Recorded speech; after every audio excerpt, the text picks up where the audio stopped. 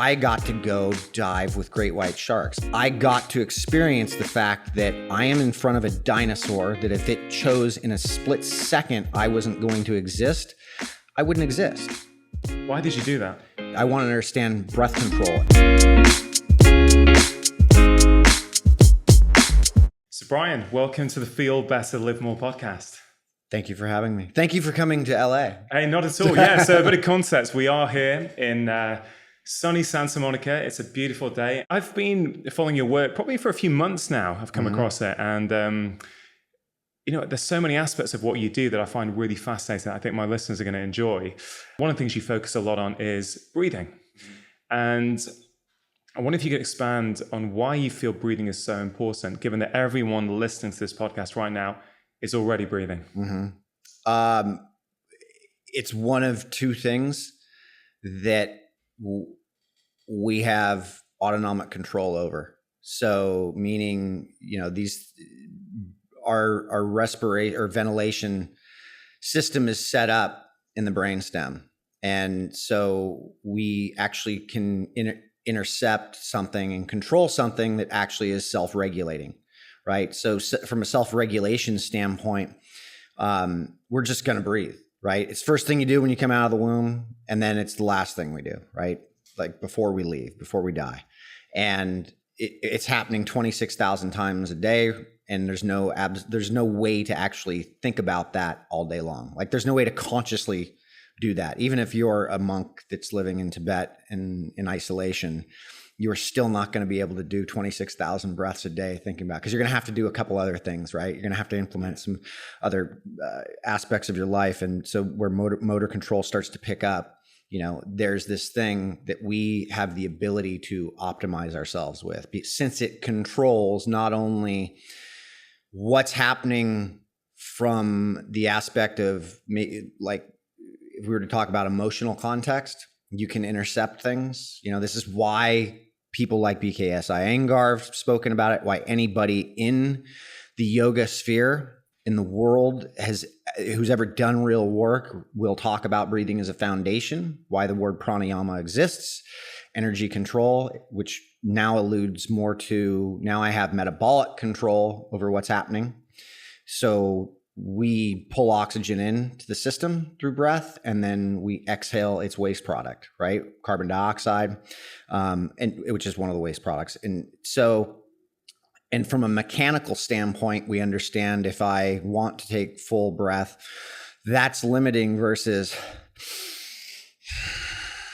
now I can get a full breath when I sit up, right? So those are just simple plays on something that from a self-regulation standpoint, the body will do it no matter what. But if the body if the body and mind are in a, diseased spot, regardless if I have disease or I'm just too stressed out, the self-regulation standpoint may not be optimizing what I could be doing for myself. Therefore, I could manipulate this thing, in order to optimize something.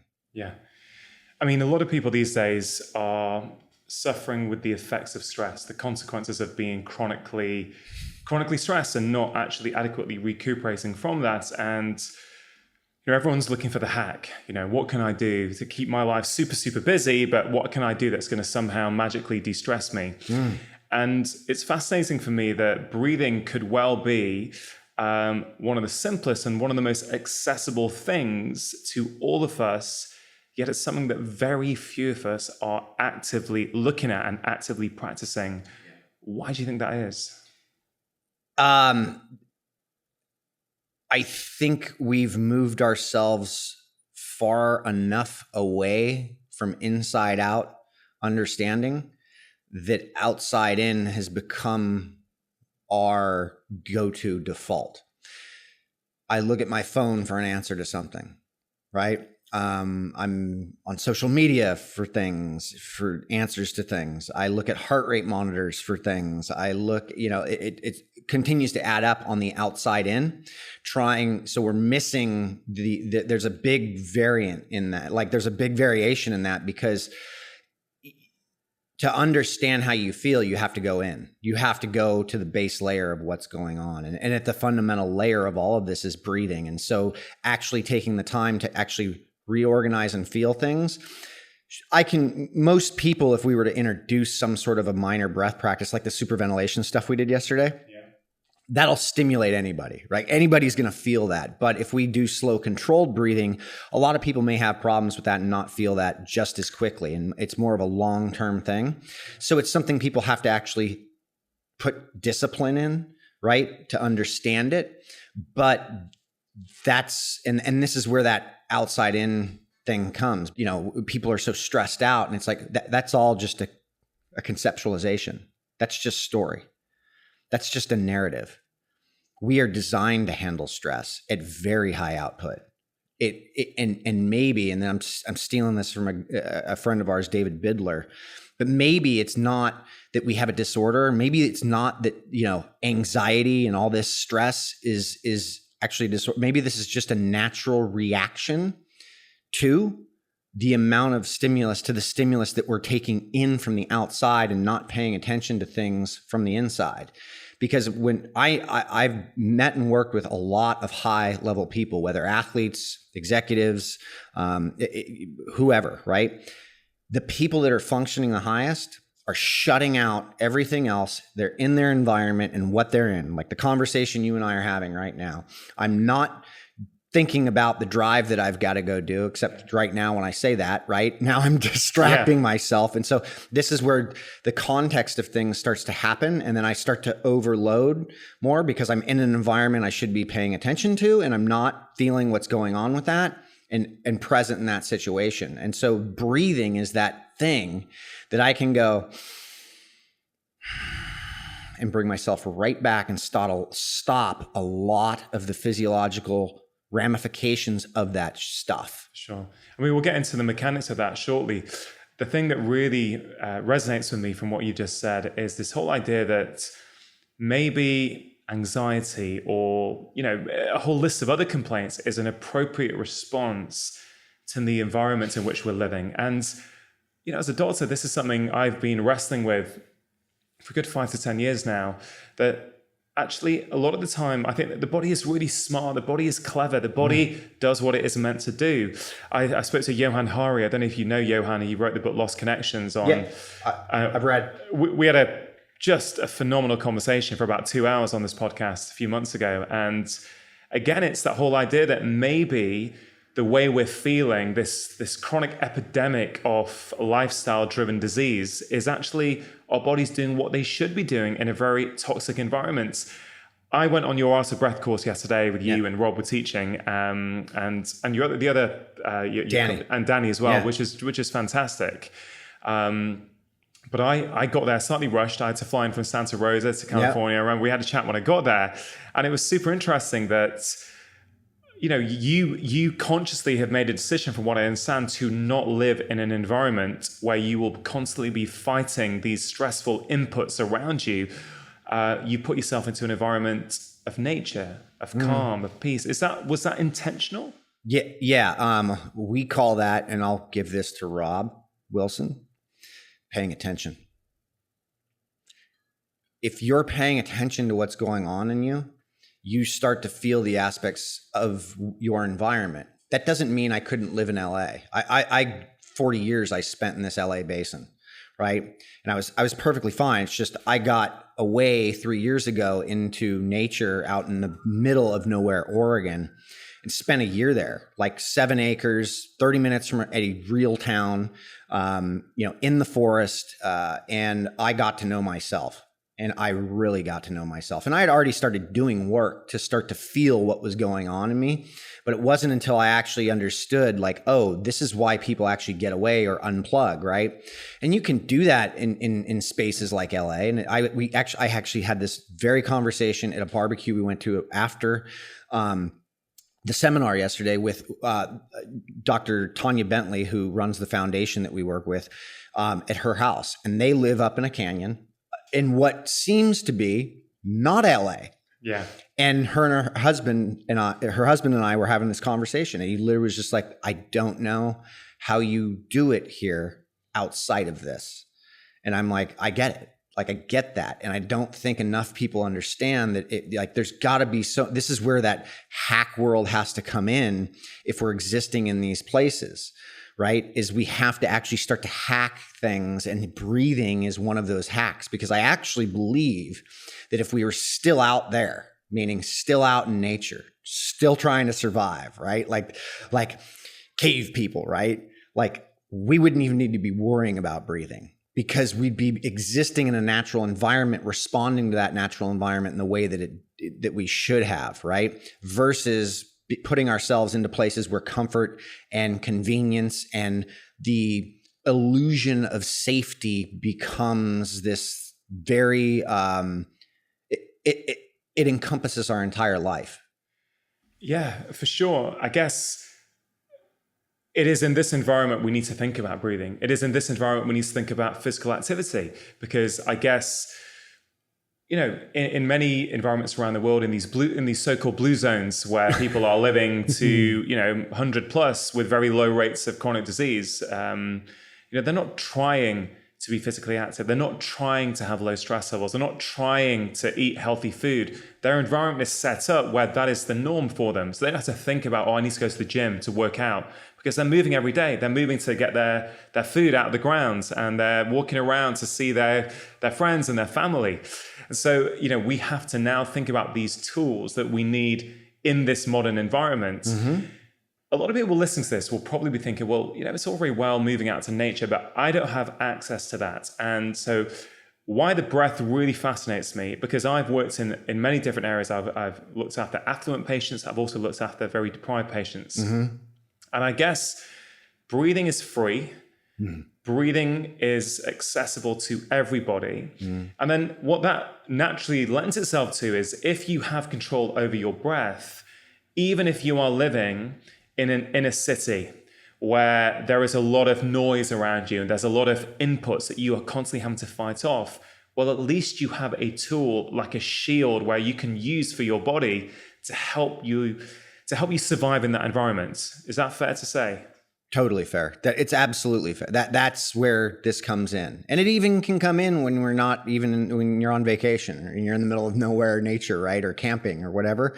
But this is absolutely where it does come in. And it's our ability to shift our state, right? To be the ability, because we're not staying focused anymore. Like ADD, I've got anxiety. Well, if you're dealing with anxiety, like you're just not responding to your current environment. You're thinking of an environment outside of your environment, and you're doing a lot of other stuff that's going on versus actually responding to the current thing that's going on, right? And I understand this intimately. Is I'm that type A person who will overwhelm myself and bite off more than I can chew, and figure that out, right? Like, oh, okay, I overshot the mark here. I need to pull back. Like I need to stop with all this stimulus. Like I chose not to fly down here this trip, because I'm on planes pretty frequently and I'm going boom, boom, boom. And I decided a 5.5 hour drive both ways will allow me to decompress in a way that jumping on an airplane and being back quickly won't. Yeah.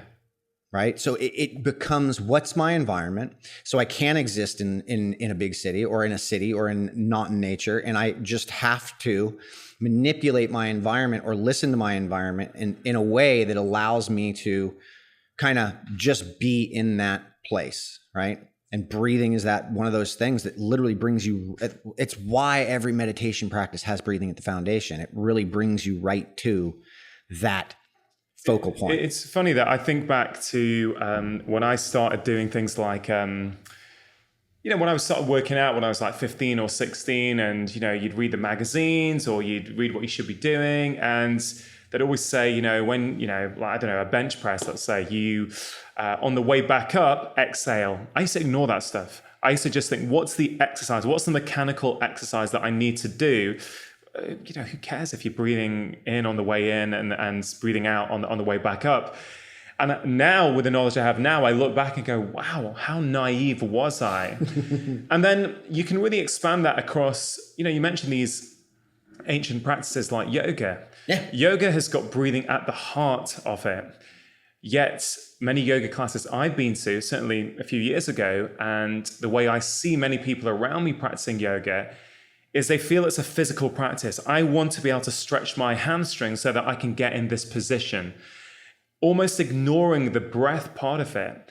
And I've really gone like completely 180 on this, in the sense that I actually think that breathing is at the heart. You get that right, then the physical actions that you want actually follow very, very easily. And you had this beautiful phrase, I think I heard you say once, mind is the king of the senses, breath is the king of the mind. That's BKS Iyengar.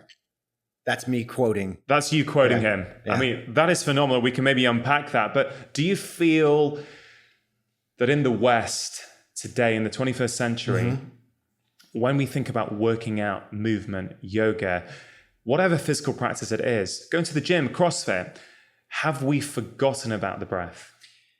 I would say by and large, most people participating in yoga practice right now around the world are not participating in the way that it was designed. And that doesn't mean I understand it to its totality, but I've been teaching movement and principles of movement for almost 20 years. And we have come to the realization that the way you move is the way you breathe. And thus, controlling the breath controls the way you move. And so yoga nailed this in the beginning and at the foundation with people who actually understand these deep principles. But we all kind of get lost in all these different mediums. And it's not just yoga. Like you talk about CrossFit, running, all of these things, we whatever the medium is, we lose sight of what we're trying to do, because we get caught up in I'm going to burn some calories. I'm going to get bigger. I'm going to get more flexible. No, those are all byproducts of what this does. And why are we doing this? You know, and it's like you brought up the blue zones. And it's interesting about the blue zones is, in no blue zone is anybody going to the gym. So if you're going to sit there and quote, not you, if people are going to sit there and talk about blue zones and what people in the blue zones eat and do and use that to an advantage, well, you better take the consideration that these people live in nature, basically. Yeah. Like they live far from things and they're doing the work based on a lifestyle that most of us, especially using the blue zones as this idea, are doing. And so commit to something like that. And that's all I've done a little bit. Like I'm not doing that fully in any way, shape or form. I'm manipulating the environment in order to suit for how I live a more qualitative life and feel that life. And I'm not looking for necessary longevity of life. I'm looking for quality of life, because I mean, I've experienced things like this is a very big rabbit hole, but you just need an abrupt check in your life to really understand things. Usually, I mean, most of us, and I mean, a little over a year ago, I thought I broke my neck, woke up on the ground, and I had a massive contusion, between C3, C4, that I hit my head going up a ladder playing tag with my nephews, and woke up on the ground and I couldn't move. And I was like, oh, something's wrong. And that event altered how I started really, even though I was thinking about life being this fragile, quick thing, it really was, oh, you just don't even know. You don't even know when it's coming. And yet we behave as though, especially the hacker world, we behave like there's so much fear around dying that it's like, embrace death. Everything's a death, and come to the conclusion that what you're feeling is allowing you to really experience life. And that's in essence why breath at the foundation, and why these yogis and why these people were talking about this, is because it is the center of what it is we're doing. Yeah. I mean, we're so busy these days, right? Nobody's got time. I really do feel, I've been asked this before, what is the biggest stress in modern society? And my view, and there are multiple ones, my view is it's the erosion of downtime. The fact that we don't have downtime in our lives anymore. Every single minute we look at these damn phones. We get up in the morning, we look at these phones, we stand in line in the coffee shop, and instead of daydreaming and letting our DMN, our default mode network, kick into gear and actually start to solve problems and be creative for us, we're consuming. And you mentioned often we need something abrupt. And, for me, one of the turning points in my life was when my father died, 6.5 years ago. And I used to help, I moved back to where I grew up to help care for my dad for like 10, 15 years. And when my dad died, it forced me to start confronting various things in my life. Was I living the life that I wanted to? Was I simply a mirror reflection of everything I'd grown up around? Or, who was the real me? And I find that as I've gone down that path, and it's a big rabbit hole, but I think it's the most rewarding rabbit hole you'll ever go down, starting to understand myself better. I would have time because Dad wasn't here anymore. All this time that I previously would spend with him, carrying him, showering him, washing him, shaving him, all this kind of stuff. Suddenly with that time, I'd go for a walk. I'd just go and daydream, and I'd start to reflect. And I thought, wow, I've not had time to reflect, to self-reflect on my life, my entire life, but certainly my whole adult life until that point. And once I found that time, once that time was given to me, everything in my life started to come online. I've created a life that I love. I love what I do in my career. I feel very close with my wife and my kids. I feel that I know who I am. And in the last 6 to 12 months, I no longer have a fear of death. And that was quite a long story to try and get to that point. But But it's when you do the internal work, I feel that it leads you to your breath, actually, because after you strip away a few of these layers of the onion, you start to, it takes you to your breath, and you realize, actually, for me, the next level of spiritual growth, if you want to call it, or sort of self-exploration, is to sort of get control of my breath and understand it, and actually start to really start to play around with it and see how it impacts my mood, how it impacts my states.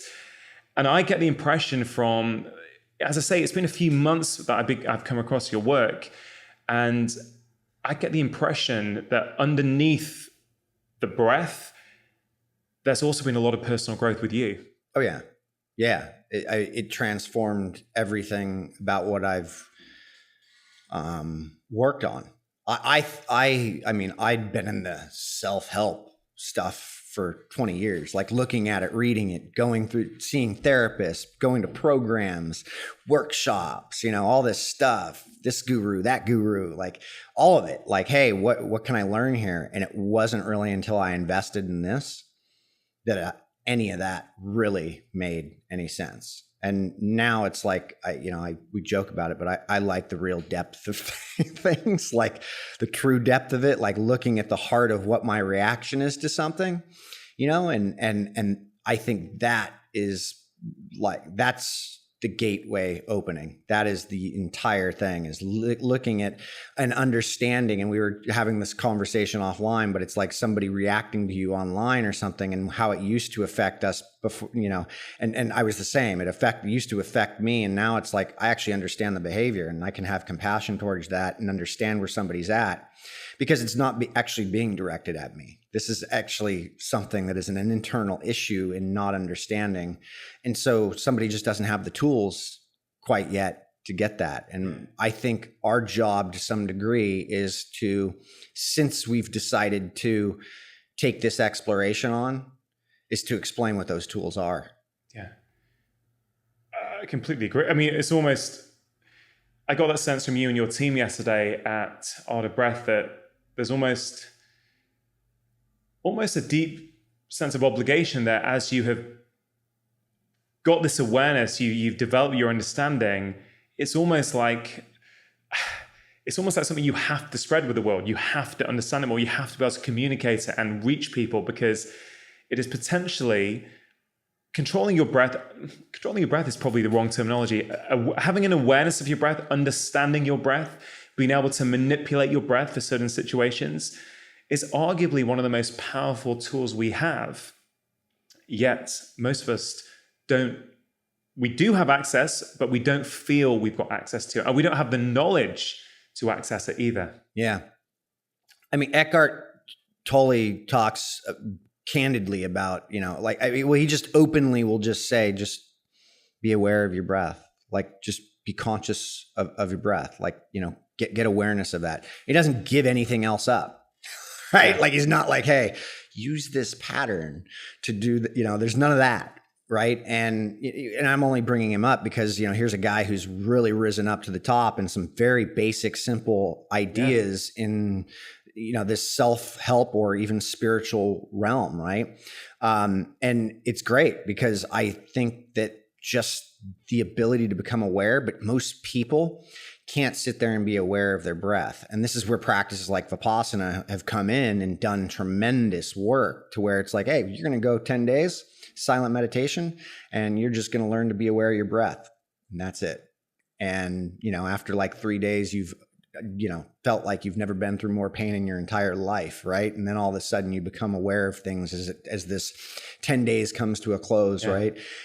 But I don't think that's actually necessary for everybody, but maybe it is. Like, not everybody should need to go run 100 miles, but I did, and I got that experience and I understand that. And just sitting there and being quiet and paying attention to your breath for maybe 2 minutes or 5 minutes, or if you can do 10 minutes, and you can just continue to do that is enough. That'll teach you more than most things will, because and the reason is because your breath is connected to everything we're doing. Like, it is that thing that's connected to what we're doing. So it responds to the environment. And so becoming aware of that literally opens up the doorway of, oh, I'm just not paying attention to my environment right now. Or, if there is a lion in the corridor, like you should notice your potentially that's not somewhere where you need to stop and be aware of your breathing, but you'll see in those instances where breaths get hold and then breaths picks up, right? High, stress situations, so it's just, this becomes a very big opening if you can just be aware of it. Now, the optimization factor comes into where I start learning how to manipulate that to bring myself more present or to downshift myself more. I keep thinking of yesterday's Auto Breath Clinic, and in the afternoon, Rob, who's sitting in the room with us, we did this program where he had us do various various movements at certain intensities in a particular way. And the second time we started to focus on our breathing, various different protocols, we'd focus on them as a way of actively recovering or actually recovering in a slightly different way. And yes, it was great to see how quickly I recovered. But the thing that really struck home for me was right at the end when Rob said, and what were you thinking about the first time you were recovering, when you had no breath to think about, you were just sort of waiting your 90 seconds till your next movement. And the second time when I was actually actively thinking about my breath. And it was incredible because in an instant, that monkey mind just switches off, because the second time round when I was focusing on a particular breathing pattern, I wasn't thinking about what I'm going to have for dinner tonight, or how many emails I've got in my inbox that I've not responded to yet. Some people are getting irate. It's you give somebody something to do, and all of a sudden they become present in the moment with what that, if you've got something that can do that, that's a serious tool, right? And that's what this is. I don't need this thing. It's accessible anytime, anywhere, any place. And the moment I'm not aware of it, I'm probably drifting a little bit or letting things go. But then the more I train it, right, like the almost easier it is to access the points that we actually feel like we're in this content place, Well, let's get into some details. One of the slides that was put up yesterday was one that I really liked. There was two circles. One was stimulus and one was response. Yeah. And where those circles overlapped in the middle, that's that sort of, that's that, for me, that's where the gold lies. That's where, you know, what happens in that space between stimulus and response, I think it's the key to us owning ourselves, owning our minds, actually being in control of our lives and not being a passenger, but being the driver. And your experience maybe a year and a half ago, where you were playing with your nephews. Yep. And you had a pretty serious accident. Yep. I think that's a great example of what does one do in between stimulus and response? Because for many people, I suspect they would not have reacted in the way you did. So I wonder if you could take us through exactly what happened, what you were feeling, and then what you did to influence your response. Yeah. Well, I have done a lot. I consider that I've done, you know, a lot of work on myself. I'm by no means a museum picture perfect example of anything. But I've also at that point had probably a breath practice, a heavy duty breath practice for 5 years. Right. I was with my sister and her kids, and she has 4 kids that she at home schools. She's a rock star. And we went down to go play at the local school on the kids' jungle gym, and a game of tag began, and they asked if I would play, and I played. And all of a sudden my nephew was and he was close to me. And so I was on the ground and he was running after me, and I saw the ladder that ran up and it kind of spiraled up and went to a platform that went across the top. I went up that ladder, and about 7-8 feet up, there's a gap. There was a gap in between the ladder to where a kid, you know, can fit right through and go onto this plank. I did not see the bar up top, and so I went straight up directly into the top of my skull, and it compressed my spine, and I went lights out right there and dropped and hit and did a backflip off from what I was told and landed on the ground. And I woke up, and I could not move. And I, at that moment, realized that I had a choice. And this is that Viktor Frankl quote, you know, between stimulus and response is choice. And that's where growth happens. I knew at that moment that there was going to be a lot of people affected by what had just happened. And I have a problem sometimes, but part of me is like, I feel a responsibility to a lot of things. And so I took my breath practice into account, and I knew that if I had defaulted into freaking out, holy shit, oh my God, I think I broke my neck, that probably would have pushed some things emotionally that could have made a disruption in a lot of that long term, meaning not dealing with it appropriately versus going, okay, you might have broken your neck.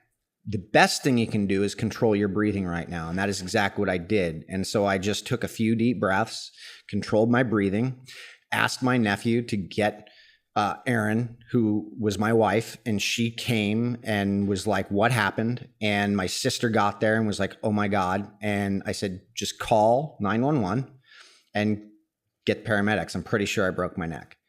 And I just stayed calm and just accepted the fact that there was a new game. And I was going to need to figure out whether I was going to walk or move again, and or how I was going to function in the best possible way I could with what I could progress. That was literally what I defaulted into. Did you feel as calm as you sound now talking about it? Yes, not in the split second. In the split second when it happened, I was like, "Oh shit, I'm paralyzed." Like that instant of "Oh shit, I'm paralyzed" was but then it was, well, what's the reality of this? What's really like? Remove all of the stories that I'm coming up with right now. Here's anxiety. Oh my God, I'm going to have somebody push me around, or I'm going to need to push myself around. I'm not going to be able to get up and do things. Somebody else is going to need to clean me. Just all these things starting to ramp in versus, hey, regardless if these things actually do happen, how can you improve all of this? How could you make this better? I like to train and expose things and figure out where that exposure is in my life right now. Why can't I do that in another situation? And there's people who are doing this every day, like normally, like this is their life. And so why do I need to make this more than it needs to be and realistically look at this. This doesn't mean that there's not going to be things to deal with this.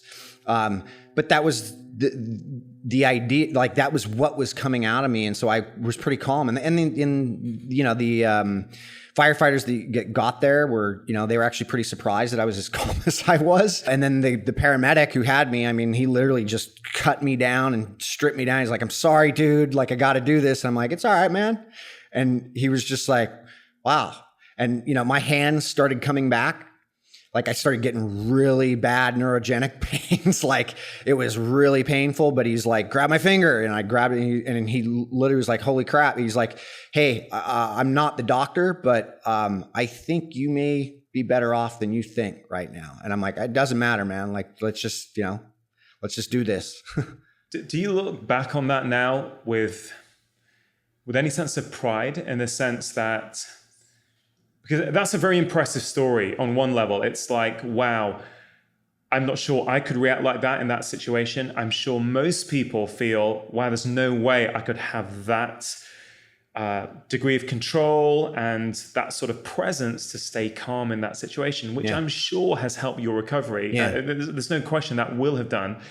Do you look back on that and go, "Hey, that's pretty cool actually that I was able to do that"? Does it feel good on a deep level? Maybe parts of it. I haven't thought of it like that. I think of it like this. We take a lot of pride in what we're passionate about. And I say we, like myself, Rob, Danny, and the crew of people I work with. And we really like learning. But on top of that is we also like telling stories and making stories really good. And so part of what we do is it's really focused on how we share. So we study things like stand-up comedy, and we watch these things. I don't want to be a stand-up comedian, but I really believe at the heart of intelligence is stand-up comedians. Anybody able to look at life in the way that a comedian does is an A+ in my book. If you can't laugh at everything, then you're missing some part of intelligence. And I'm willing to laugh at the fact that maybe I was going to be in a wheelchair. I don't think that I'm any better than anybody else for the way I handle it. But here's the thing.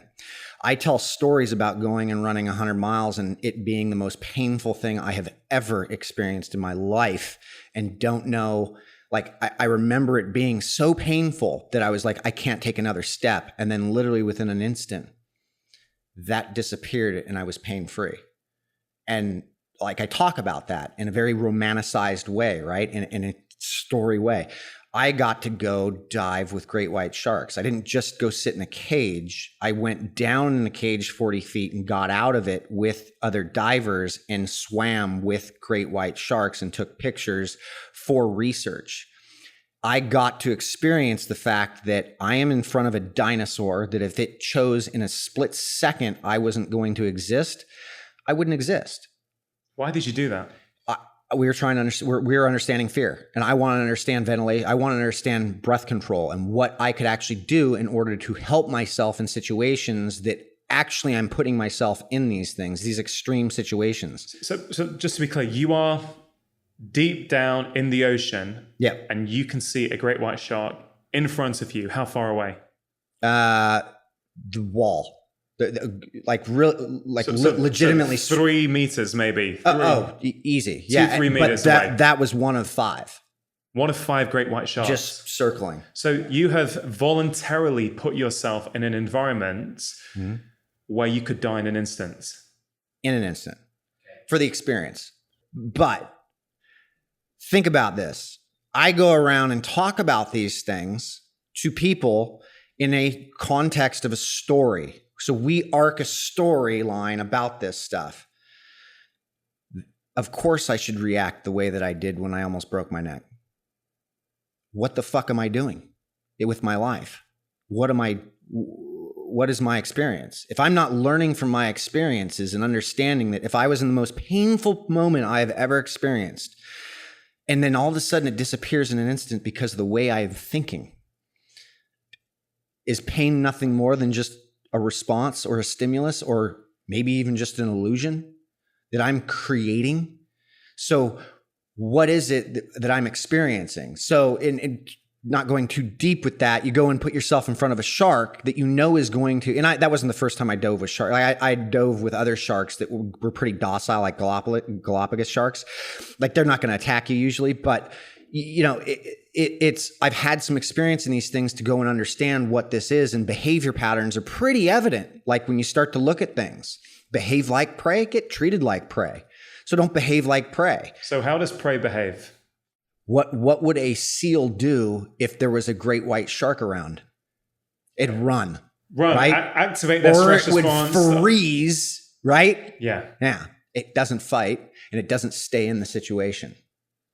Okay. Right? So the sharks actually are confused or even curious when you're down with them in an environment. And I'm not saying this, please don't go diving with sharks on your free will just to like do this. Do this with, if you're going to want to do this, do it with a professional. And guys, I was doing it with guys who've pioneered this whole thing.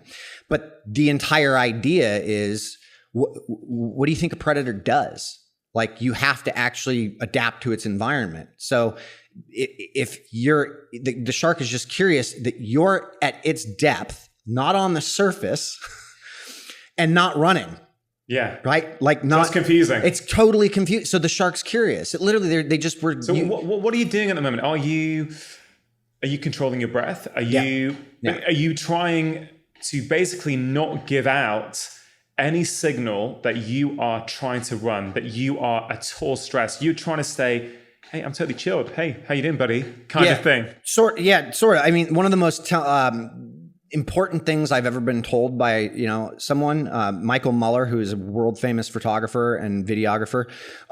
He's here in LA. He's the one who organized the shark dive that we went with from Stanford. And he just looked at me right before we got in the cage, and he just said, "Don't get mesmerized by one." And it clicked. I was like, got it. Can't just be mesmerized by the one shark that you think, because there's other sharks. And so you just need to be understanding your environment and what's going on.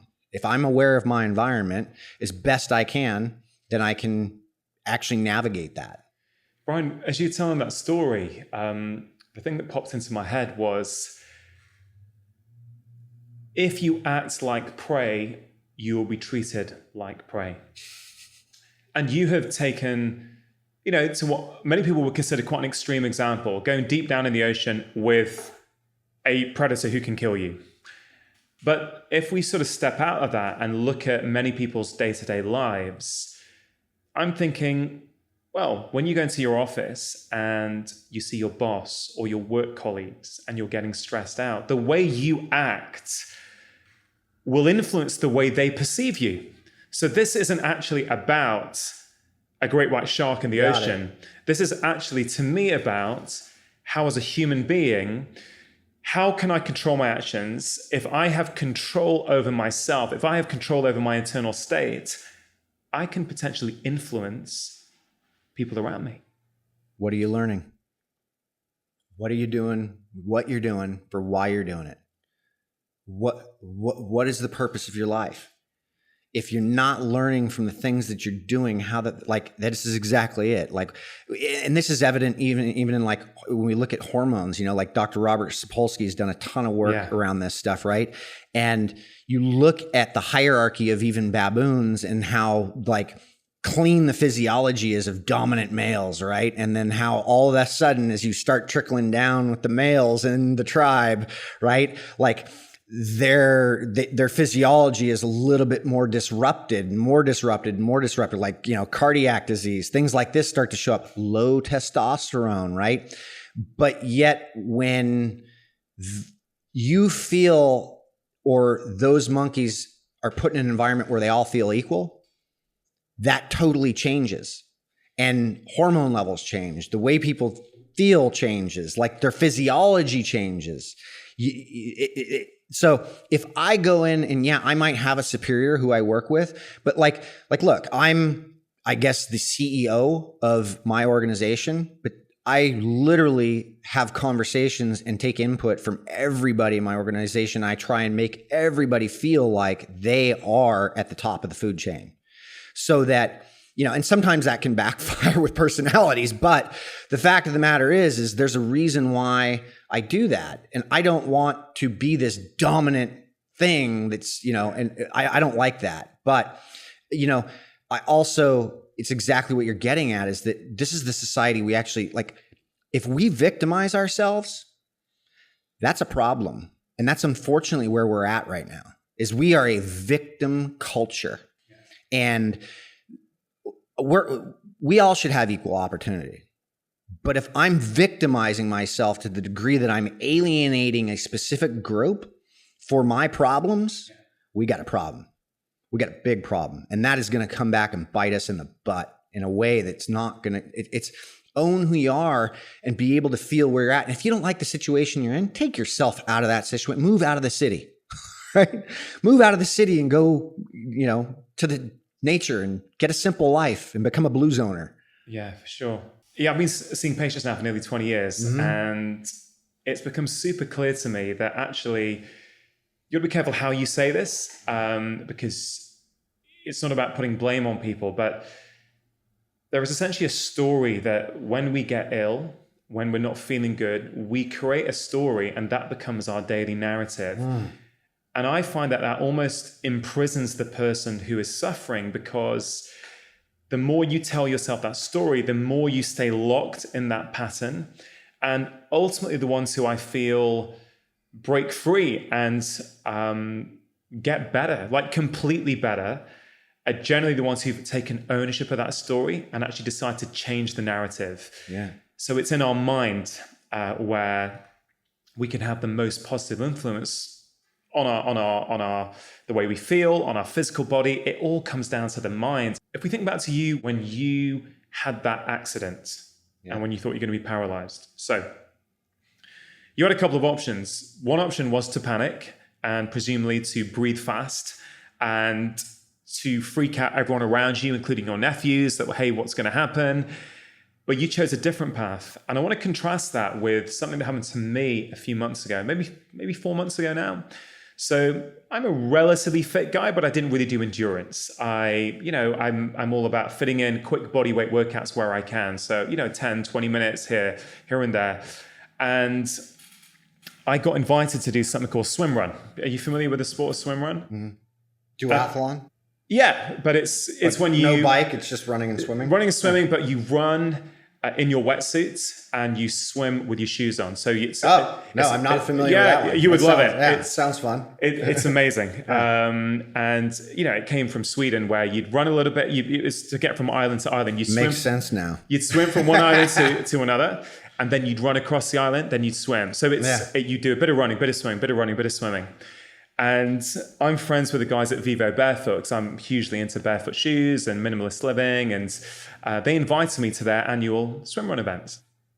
And in my head, I thought, I'm going to train for this. I'm going to be ready for it. I didn't. Things were busy. I just didn't get around to it. And a few days before it, I phoned them and said, hey guys, I'm going to come down for the weekend, because, it's a beautiful part of the country, and we were booked to come with my wife and my kids to go, but I'm not going to compete. I've still never, ever swum in open water. I grew up in a city. I had not swum in open water at that time, even though I could technically swim. Yeah. But they persuaded me. They said, Rangan, look, this is the best environment to start in. There's safety boats everywhere. And I've always actually, probably a bit like you, I've always jumped off and done things that I probably shouldn't do, because I find that's where the growth happens. And it's just something, I've always been wired that way a little bit. So anyway, I do the event. And it's, people who listen to my podcast have heard me tell this story before, but I'm interested in your perspective on this in the context of the breath and the stress response. So the first swim was very short, relative. It was just a 250 meter swim. Then there was going to be a 2.5K run, then a 600 meter swim, then a 7K run, then a 1.2K swim, and then I think another 5K run. Anyway, so I thought, when I looked at it, okay, I could probably do the 250 meter swim, because I can do that in the pool, even though I stop after every couple of lengths. So I go with my partner, we go in the water, it's cold, right? And just to put it in real perspective for you, and I know it may be hard to imagine given that you grew up, I think in LA, you've always been in the ocean. I got cold. I'd never worn a wetsuit before. So literally an hour before the race, I'm getting the wetsuit out of its box. Not even tried it on to see if it fits me. So I put the wetsuit on, go with my shoes on. I get in the water, it's freezing. And I'm like, okay, cool, try and stay calm. Anyway, 100 meters into this swim, when I realize I can no longer see the bottom, I start to freak out. Mm-hmm. Like I'm breathing fast. I actually grab onto my partner and said, oh my God, I shouldn't be here. And I panicked. I completely panicked. And for about 5 minutes, I wouldn't swim. I was just like madly treading water. It just so happened that I managed to get through that. I thought if I finish this swim, there's no way in hell I'm getting back in the water for the next 2 swims. Just get me onto land. Anyway, my stubbornness, once I got onto land, I did the next 2.5K run. And then I looked at the next swim and I thought, come on, Rangan, you can do this. I ended up completing the events, okay? Which I'm extremely proud of myself for having done that. But I want to go back to that episode, 100 meters in, where I am panicking.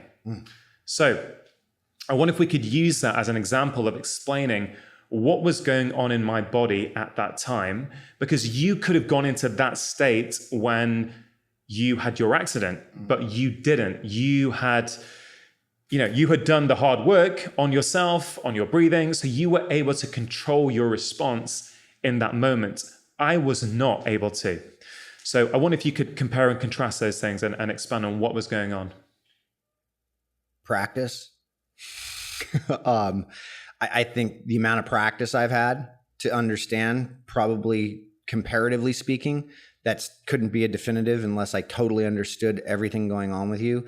What was going on in the body is basically a response to not wanting to be in a situation. This goes into the story that we tell on The Lion and the Antelope, where, the lion and the antelope, this situation plays itself out every day, that lions and antelopes exist in the same ecosystem, in the same place, usually not too far from each other, perfectly fine until the lion decides it wants to eat the antelope, right?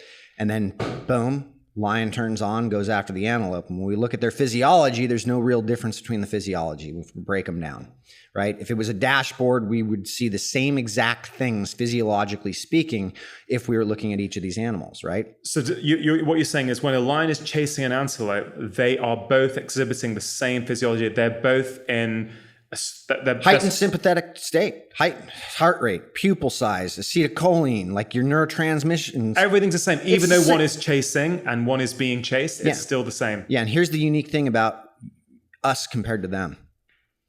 We have the choice of deciding whether we're where we want to be in that situation. Meaning if I was the antelope and I wanted to choose that I wanted to turn it on the lion, or I wanted to be in that situation, even though that's probably not going to happen, we can make that choice. So when I'm in a situation, and I'm using this as, an analogy. Take your situation in the water where you're panicking. You chose to do the one thing that's going to jeopardize your life the most, yet that's the one thing you're giving a crap about at that point. Like, that's what you're totally concerned with. I can't see the bottom. Oh my gosh, like, am I going to die, or what's going to happen? My kids, my wife, like my family, like this Rolodex of crap is going on because you've created this emotional response to something that's just a story, right? And it is just a story because you actually continued and then went on to do the next legs. And so you did the exact thing that is counterintuitive to what we want to do, right? And we all do it. I'm not exempt from this. I do this I do this routinely. It's just I have to remind myself when I'm doing it, this is where the work comes in. Like when things hit the fan, or an explosion happens, what do you default to? How much work? Familiarity is key, right? As you say, because you could put me on top of a steep mountain with deep powder, with no tracks. Exactly. And I'm fine. Exactly. Because I've been in that situation so much that doesn't activate my stress response. For me, that's like, yeah, cool, this is great. I'm going to have fun now. But put me in the ocean and suddenly it's a completely different response, even though I am capable of swimming 250 meters without stopping. Rational brain knows I can do that, but emotional brain is suddenly thinking, so your emotions got the best of you. And then when I say that, that means your limbic system went into overdrive and your stories just started to unravel based on that, right? And so the cortex started, the chatter began, right? Versus interception point becomes brainstem. I control my breathing or my vision in that case, right? Like I peripherally look at a horizon, right? I go peripheral. I can shift autonomic response that way as well. Those are the two ways that we have volitional control over our autonomic nervous system. That was one of the beautiful things I learned yesterday was you were saying that it's either vision or breathing. These two things allow you to control these autonomic or these unconscious processes that are happening in our body that otherwise we can't or we don't feel we've got control over. And I didn't know about vision actually yesterday, but we were doing one of those drills yesterday where you're saying this time when you're holding your breath and you're walking and you feel as though actually you're going to have to breathe and drop this, make your vision more peripheral, less focused, and it works. Yeah, and this is the work of Dr. Andrew Huberman, who's really bringing this to light, and who we've worked really closely with at Stanford. He's the reason why I went shark diving, right? Like he contracted me to come in to do breath work for them, but we've had a relationship because we both are coming at this autonomic nervous system thing with. We've been going after breathing because we knew about the control and he knows about the vision. And so there's been this, mix of stuff and he's done some really good work here. But this is look, who freaks out looking at a sunset? Nobody ever that I've ever seen.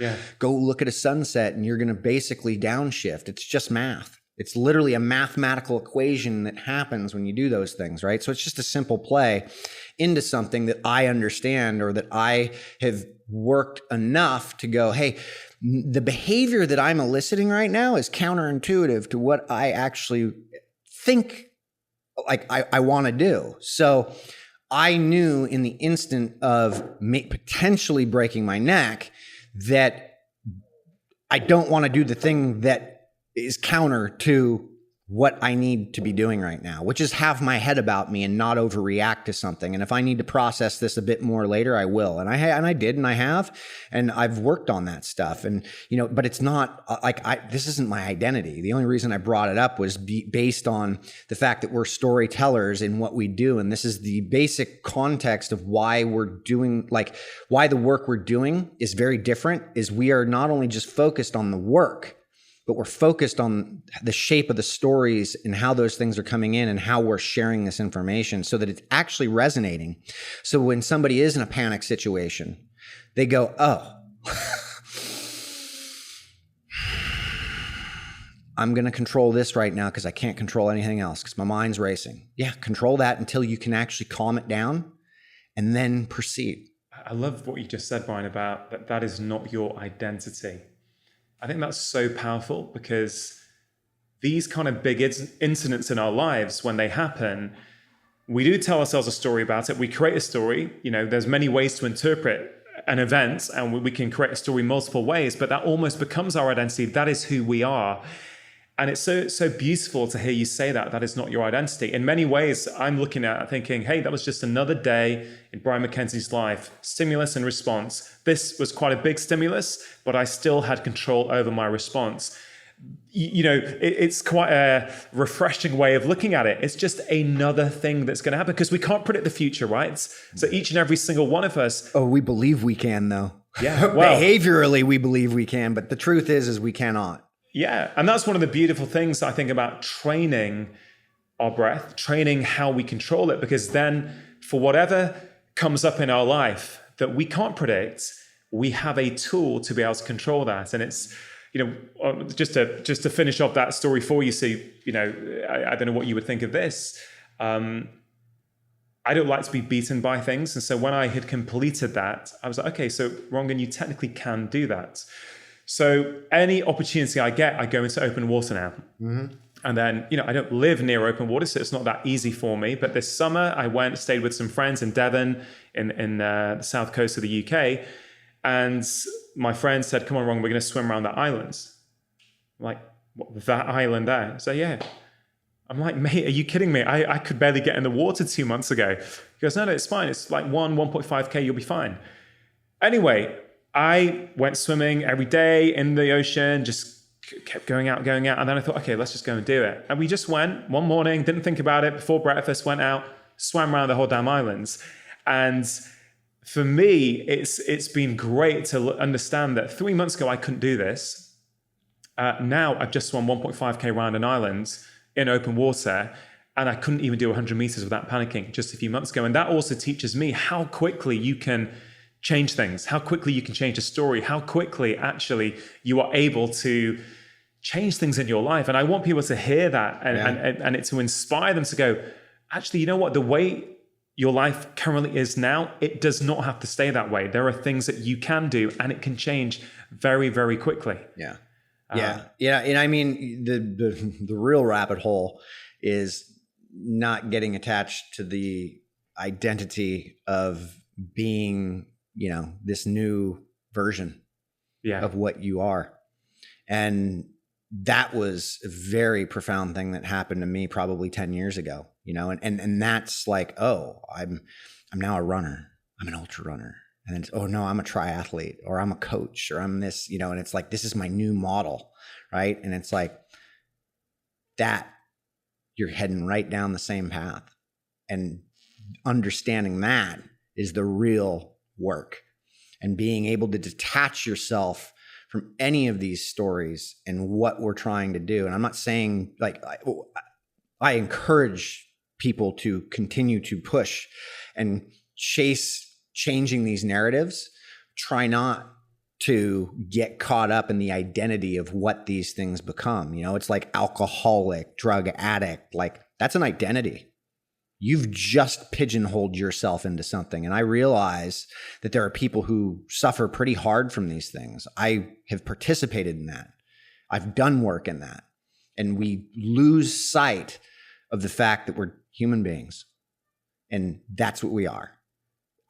If I become, call it vegan, if I become paleo, if I become alcoholic, I've now stuck myself inside the bottle, and my world will shatter the moment that something occurs outside of that. And so that's where really, like, the work really gets fun, is really understanding that. Yeah, I think that is so true. And it's one of the reasons why I think things can be so polarizing on social media now.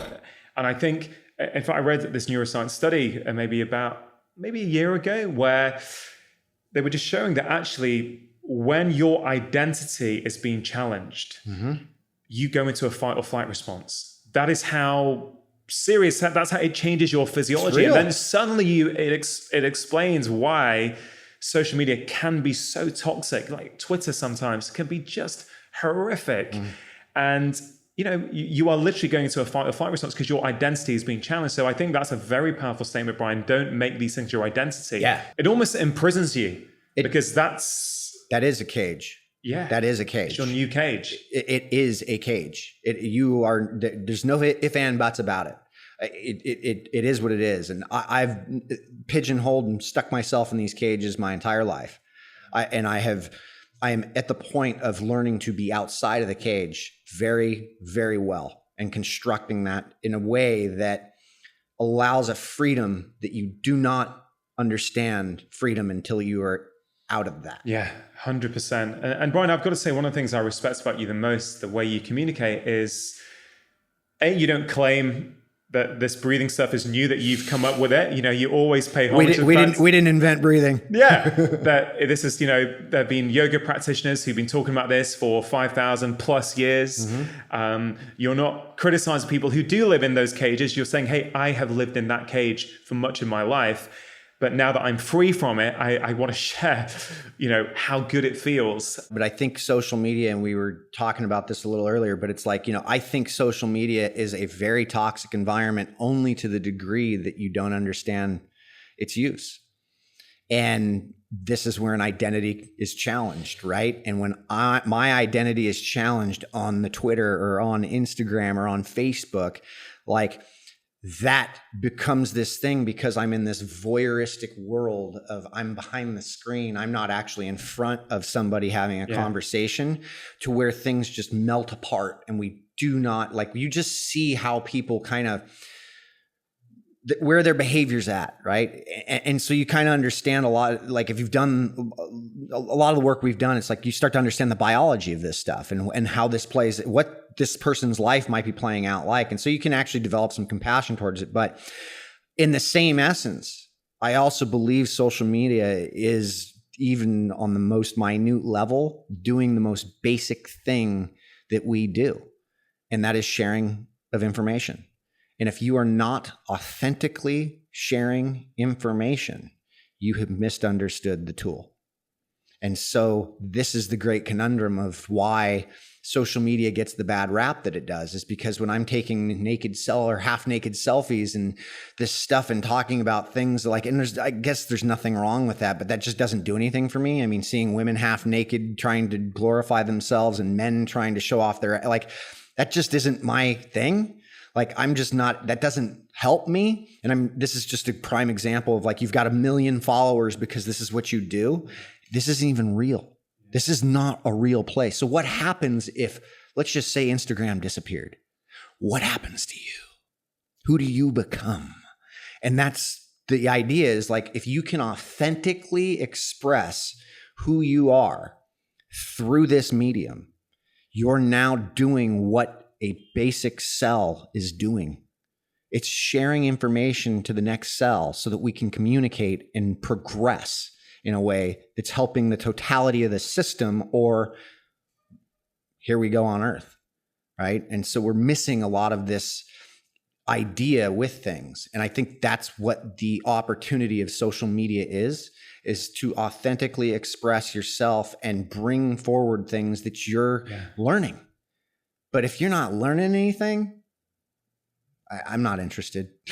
I'm just not interested. It is. It's very profound, that, Bryan, because I think if you are not sharing things authentically, then what you do is that you create this identity that you then have to live up to, which isn't real. So you're then having to filter, particularly with things like Instagram stories now.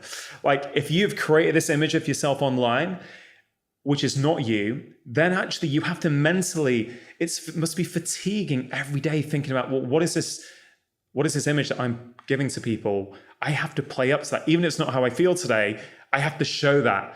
It is, I don't know. That's the entertainment world. That's what's difficult about the entertainment world. Like, I've got friends that are major, like, players in the entertainment world. They're like, it's so difficult. Like, you have to be so good that you are, like, aren't the character. You have to become, like, there's this separation of character and person. And social media has presented this place where characters are being developed that aren't authentic. And therefore, when I step out of this medium, I don't, like, I have a lot of trouble existing now. And now I'm not who I'm proclaiming I am. And that's like, that I can't, that's not, I feel that. I literally feel that in my core. And so I can't do, and that's what breathing has done for me. Breath work has allowed me to feel who I am and what I'm doing, and when something's right or wrong, or like what the response is. And so that ability has allowed me to transcend what it is I've gone through. Yeah, for sure. So breathing. Yes. Okay. Many people's view of breathing is, it helps me to get oxygen into my body, and oxygen is fuel. It's the only way. Yeah, exactly. So is that simply all that breathing is? No, because, oxygen is the most important molecule we've got, right? It's like, in terms of for energy, right?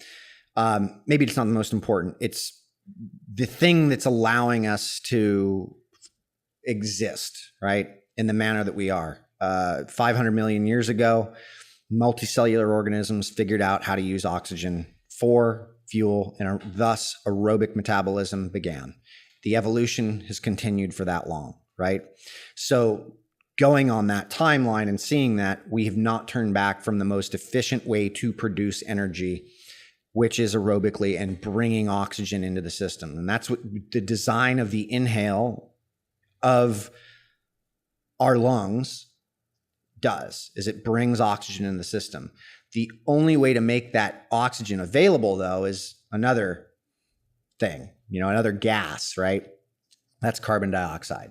And so the carbon dioxide is a response to a hostile environment, I guess you could call it. And that's what this planet was right before multicellular organisms figured out everything, right? And then a little algae figured out how to convert sunlight into energy and convert the sunlight in, and the byproduct of that became oxygen, right? And so the planet got engulfed in algae, and this is a gross basic overview of some serious stuff that people have done real work on, right? But that's toxic environment left for anaerobic metabolism, primarily in single cell organisms, to work. Now, not all single cell organisms will function off of anaerobic metabolism, but it is a default system that we use.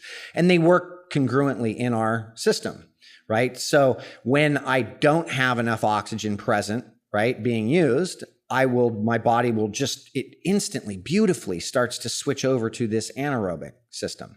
So if there's not enough oxygen present in something, we default to another energy system, and that would be the anaerobic system, right? And so using more sugar and glucose for energy, because the brain and the nervous system actually require glucose as its only source of fuel, right? And this is 20% of the energy we use, right? So as I inhale, I draw oxygen in, it enters the bloodstream, it goes to the bloodstream, then the mitochondria, which are the powerhouses of the cell, the organelles of the cells, go to work and use the oxygen. The only way for that oxygen to come off the red blood cell through blood is by carbon dioxide replacing that molecule in the red blood cell.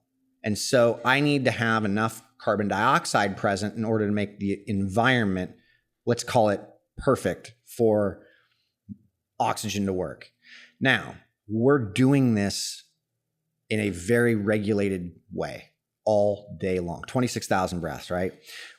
You're using oxygen predominantly, but how much are we using that oxygen? And that starts to show up in things like, if we look at respiration rate, well, like the Buteyko method, I think the Buteyko folks believe, and this is a method that was designed by Konstantin Buteyko out of Russia, the former Soviet Union, that 80% of the population roughly chronically hyperventilates, which means they're overbreathing. And so when I overbreathe, when I breathe, have a high respiration rate, I'm actually blowing off or getting rid of more carbon dioxide than probably necessary.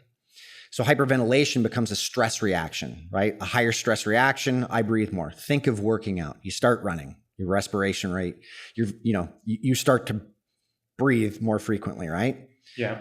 Stress is the same thing. If I'm sitting here and you're stressing me out in any way, shape, or form, my respiration rate will tend to follow if I am stressed out, unless I'm actually aware of this. This is where consciousness and awareness have a game or a play, right? So where I can take volitional control over my breathing and manage that, or train that in a way to bring me back to a place to where I'm actually using that oxygen. And this is also known as the Bohr effect to a large degree, is having enough acid in the environment in order for the oxygen to be used. And so that's why breath control becomes such a big player in things, is I can actually optimize myself to use more oxygen. Yeah, I mean, it's super incredible. And, in the morning of your Arts and Breath Clinic course, I don't know what you call it, yesterday, it was really great to understand that of course we need oxygen. We know we need oxygen, but actually, in order for that oxygen to come off and do the magic that we want it to do in our body, we need enough CO2, carbon dioxide, but we have become a carbon dioxide intolerant society. Yes. 80% of us potentially are overbreathing, which means we're blowing off too much carbon dioxide. So yes, the breathing is, we want oxygen, but without enough carbon dioxide, we can't use it. Yeah. And I say when I talk to people, and it says how I wrote about breathing in the stress solution was about breathing is information. Breathing is information for your body. The way you breathe will give your brain information. Are you in danger or are you safe? And I say to some people, look, when you are on deadlines and you have 10 emails to get back to you and a few projects to finish, you are probably changing your breathing without realizing it. You are probably breathing more from your chest and your diaphragm. You're probably speeding up your rate. And that is sending information to your brain. That is, again, is like a vicious cycle. And I love that test you guys do with your students, the CO2 tolerance test. Yeah. Which I found super, super interesting. So I wonder if you just unpack that for, maybe laymen who might be listening to this. What does it mean to be CO2 intolerant or carbon dioxide intolerant? Yeah. So we're currently working on defining this. And a lot of the work Rob does, who is my partner in this with the Art of Breath, and who's my counterpart in what we do, has come up with a term that I think is probably going to take off. And that is what this is: psychometabolic reactivity. And so snappy. Yeah, isn't it? I love it. But I do actually. Yeah. Well, I look at this as how well we're willing to optimize this. So psychometabolic optimization and how you react to what is the metabolic waste product of energy. That is CO2. So it comes down to our relationship to CO2. And so we'll take this to when you were swimming and you went into that panic attack and, not seeing the bottom of the floor of the ocean anymore. And you went into an override. I can guarantee you, based on our work, now we'd have to prove this, but we're currently have plenty of research starting to show this, that your CO2 tolerance hit the floor when that happened, meaning there was elevated levels of CO2 and you started to react to that because of the context of the story and what was going on. Hold on. So let's go through that. So I was swimming. Yeah. Okay. No problem. Higher levels of CO2 because of work. Okay. So I was working and therefore I'm starting to build up carbon dioxide in my blood. That's why your respiration rate went up. So everything goes up to, and this presumably will happen if someone's running or anything that they're doing. Yes, correct. So, but then I hit a point where I got scared. Yep. So I've already got raised levels of CO2. So I'm hyperventilating I'm assuming to get rid of that CO2. You got it. You literally, so the only time that you don't react to anything with your breath is when you're dead. Your brain stem is online. It's a part of everything you're going to do. So you're going to react in any instance to your environment, to what your perception is. Hearing, smelling, seeing, taste, touch, right? So your five senses are here by design to help with all of this and signal even to that respiration pattern, what I need to do based on how I need to optimize myself, self-regulate, right? Well, my thinking's off, so self-regulation right now, I'm responding to the CO2 that's in my blood. Now, it didn't need to be that high. Your CO2 did not need to be that high. You could have dropped that with, if you're, let's say you hate flying.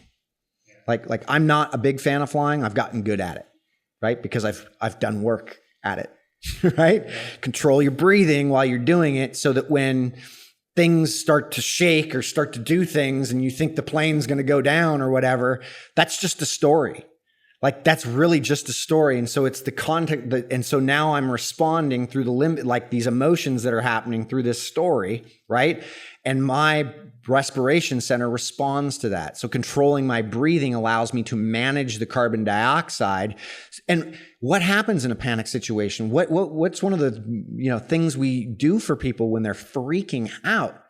And brown paper bag. Bingo. Brown paper bag on the face, breathe into it. So what's going on there? CO2 is you're rebreathing. You're actually using more of the oxygen that you've got. right? So just unpack that for people listening to this. You're having a panic attack, you're over breathing. Yeah. So you're blowing off a lot of carbon dioxide. Yeah. So remember what I said about how we default into, so we have an aerobic system or we default into anaerobic. Yeah. What happens when we don't have enough carbon dioxide in the environment? We're not able to utilize any oxygen that we have. We're not able to get that What does off. the brain need to function? Oxygen. Ba-doom. So suddenly we don't have enough oxygen. So what is the brown paper bag doing? It's recirculating the carbon dioxide that you're rebreathing. It's basically a rebreather. So you're putting more carbon dioxide back in. You couldn't breathe into this bag for 5 minutes. You know, it's just a few breaths, right? But you're rebreathing and you're basically tricking the brain. Yeah. And Dr. Justin Feinstein out of Oklahoma is doing work on bolus hits right now of carbon dioxide with super high anxiety patients. Yeah. And having insane results, like people getting one hit and just like this freak out mode thing happens.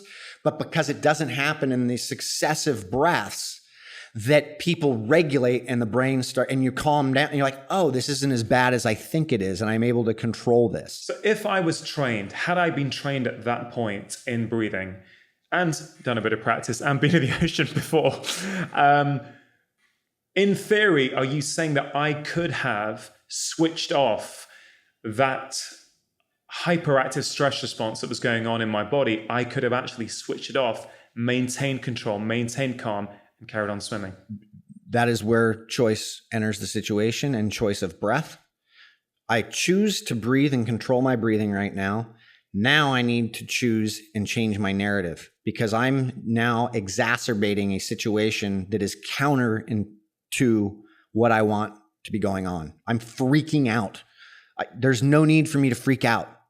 I am not in imminent death. And if I am freaking out, then get the fuck out of there, or excuse me, but get out of there. Yeah. Like, right? If it's truly a freak out, or if you want to participate in this and change how your brain works, plasticity, lay back on your back and control your breathing until you can calm it down. Yeah. If you're in the water and you're in a wetsuit, you're going to float. Yeah. Trust me, you're not going to sink. Yeah. There's a reason why freedivers need a weight belt to go down, right? Yeah. Like so, even that. So I've sort of tried to dissect what happened, and I think for me, there's so many reasons why I freaked out. One, I never wore a wetsuit before. I didn't even know. You absolutely broke every rule of like going into a competition for the first time or doing something. Yeah, right? I never worn a wetsuit before. I didn't trust the guy next to me said, "Look, Rangan, just lie on your back and you'll float." I thought there is no way I'm lying on my back at the moment. I am going to sink. So I didn't know that. The water was cold. And if we have time, we can maybe explore what that cold does to people. And yeah, sure, I hadn't been in the ocean before. So all these factors together, it's like almost like a perfect storm. But I would probably have had to do a lot of training to... But the fact that you unpack it like that, like you're able to do that, like, look, so what does this mean for Rangan? What does this mean? Like, oh, I tend to overpack, put things like jump onto things and do everything for okay, maybe I should start dissecting that a little bit further back in my life, when that started, how that started, why that started, and for Bryan, especially like, I think it really comes down to a lot of the relationships and things that we've done. And so I look at like my childhood and it was like, I was rebellious, man. I got attention. I got love because I rebelled. Like, I got attention when I was rebellious. Hence, look at me. Like when I've got my shirt off and I'm in short sleeves, I'm covered in tattoos. I grew up in an environment that was very rebellious. I looked up to people that were punk rock. It was like this whole thing and it garnered me attention. So I felt love that way. So that then transcended into aggression and what that meant. And this is my default for survival. Like, so I tend to overdo things, right? And be, I'm going to do this. I'm responsible for everything, like it just. And we think that's our personality. It's not who we are. Exactly. And I sort of, Gabor Mate, I spoke to him a few months ago. Do you know Gabor's work? I do. Yeah. I love Gabor's work. I think he talks with such compassion. What's it, Telling Ghosts or Hungry Ghosts? Hungry Ghosts. Yeah. I read one of the funnest conversations I've had on the show for sure. And he talks about how we use language and how that determines a lot of the way we think we are, and what we think is our personality. But we could go down a big rabbit hole right here if we want to. I'm going to pull us back to the breath, because I'm keen that people listening to this who think, okay, look, I get it, guys, I get it. Breathing's important.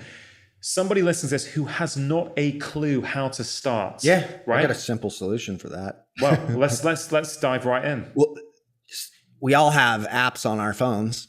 We designed an actual app based off the work we've done, and what we saw was that not everybody responds to the same patterns in the same ways, because our physiology and thinking and emotions aren't always in the same place, right? Like, you deal with things very differently than I deal with things. That would make sense, right? Like, if we were training for the same event, we could follow the same training program, but we're probably not going to get the same results, because you've got asymmetries I don't. Your physiology is starting off in a place mine isn't, right? Like, all of these things are variant, right? So we saw pretty early on that people responded very differently. So we learned how to put what patterns work with kind of specific ways of dealing with things emotionally, right? And so we based these algorithm off of how people emotionally handle stress and their CO2 tolerance test. And so it starts people off, and it gives them the state app. Starts off by taking people through this test, and it gives you 4 exercises to do. And there's one for feeling alert, which is waking up in the morning. There's one for being present, which is maybe throughout the day.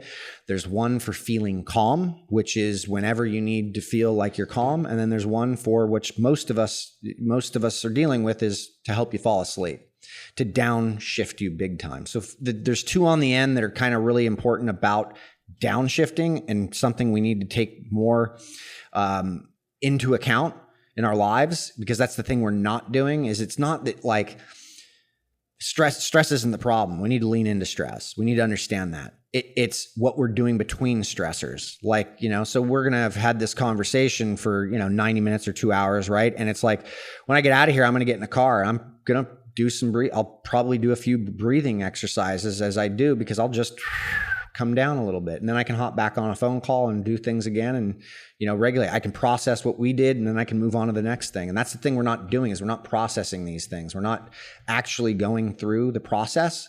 We're just jumping from one exposure to the next. And so that's what the app is really designed to do. And it's like, hey, here's 4 exercises you can do that are actually customized to you. So your app is very different from my app, and very different from Rob's app.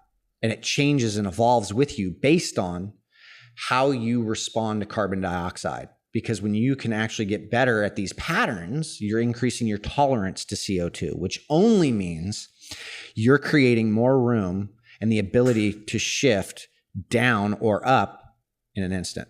On the whole point of CO2 tolerance. Yep. In that incident, when I was in the water, when I was panicking. Yeah. You said that actually my CO tolerance changed, or I was at that point intolerant to CO2, so I'm breathing fast to blow it off. Is that an acute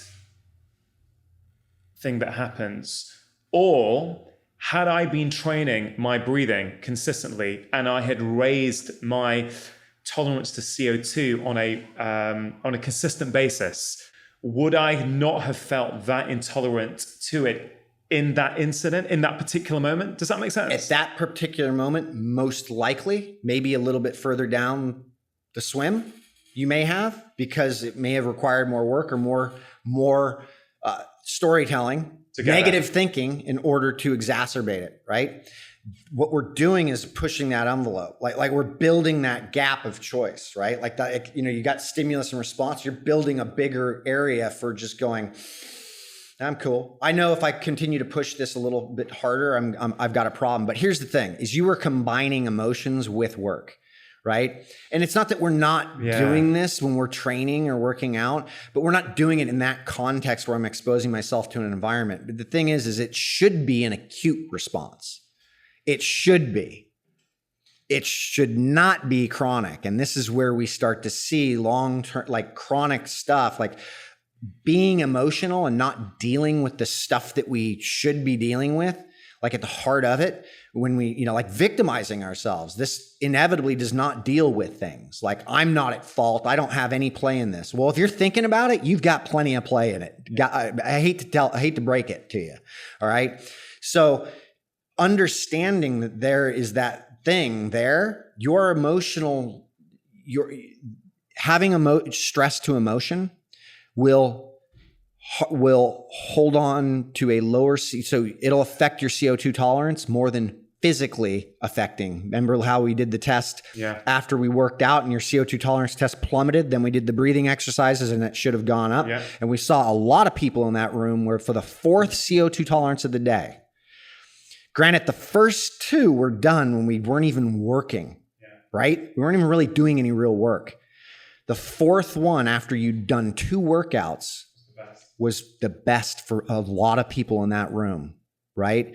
And that's the power of what breath can do, is it can change that CO2, and people felt calmer. Yeah. The whole room looked like it was just docile after we did that. It was so amazing that those sort of 5-10 minutes at the end where everyone had just done this down-regulating breathing pattern, you could just feel the energy. It was just chill. Yeah. It just felt calm, and it was amazing. And 4 minutes of breathing. That was it. 4 minutes of breathing. And 4. I just thought, wow, wouldn't it be amazing to feel this way at one point in the day, at least every single day? But with that, you absolutely can. You mentioned the breathing practices make that space in between stimulus and response bigger. Mm-hmm.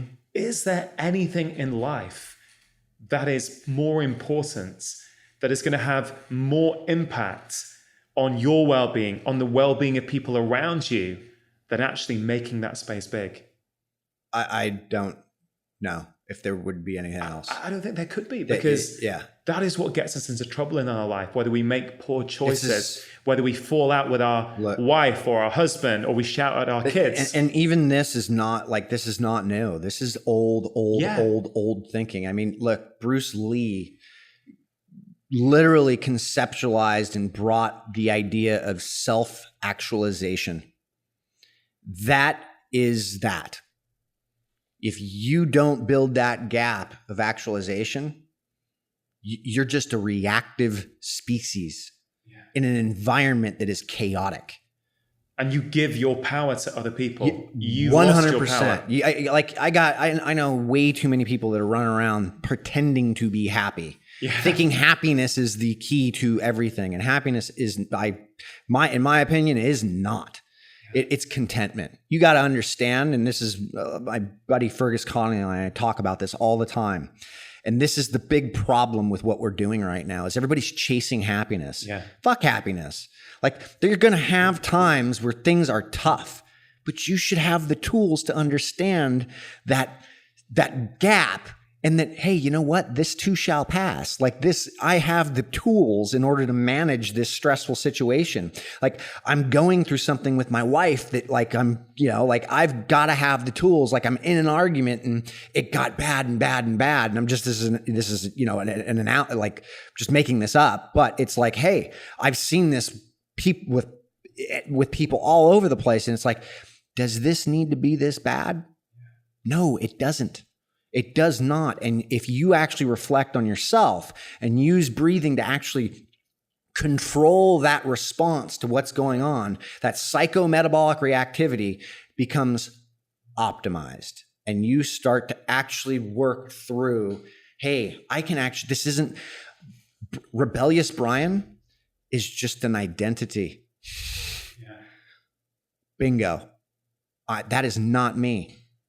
That was just who I thought I was. I am actually much more than that. And I have the ability to choose how I am. I'm not anywhere near the rebellious person I was. Now, there's aspects of me that's pretty rebellious, going and getting out of a cage with sharks and, but those are experiences, and these are things that I want to be able to go and do and that's what living is. That's life.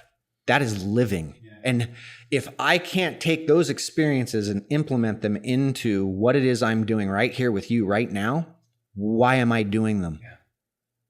What's the point? Or my wife and my kids. And this is the beauty of the life that you see right now. Yeah, 100%. Right? And what you say about happiness and chasing happiness, I agree. We've gone down the wrong track. I've just gifted you, obviously, my book on stress. I hope you enjoy it. But what was interesting, when I was sitting down to write it, I remember thinking, okay, there's infinite stresses in the environment. I want to talk about it. I want to structure this in a way that people can first of all, help them understand where stress lives in their life, give them that awareness, and then give them tools. And I thought, well, fundamentally, living a life devoid of meaning and purpose is the most stressful thing we can do.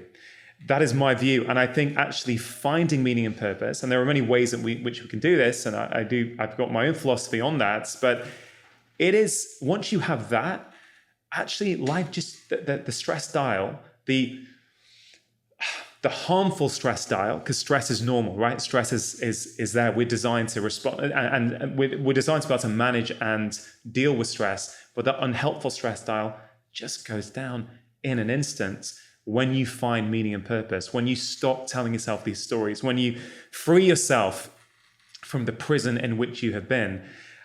It's deep, it's super deep, but I think that's what life's about, man. Yeah, man.